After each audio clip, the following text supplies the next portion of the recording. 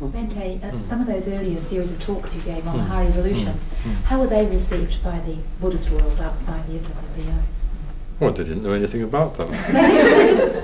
We were such a tiny little group in the little corner.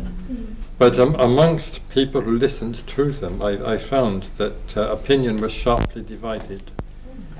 I think 50% of people really liked to hear Buddhism presented in that way, and 50%, well, I won't say they didn't like to hear it, it just didn't appeal to them. There was a quite sharp distinction in this sort of way, the two groups of people.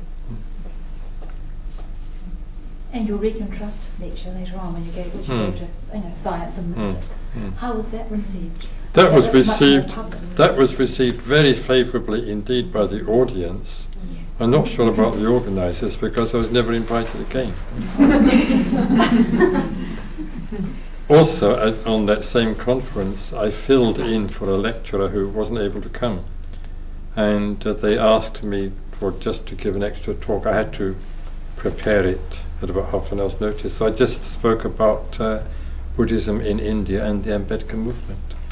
And that went down very well indeed. People really appreciated that.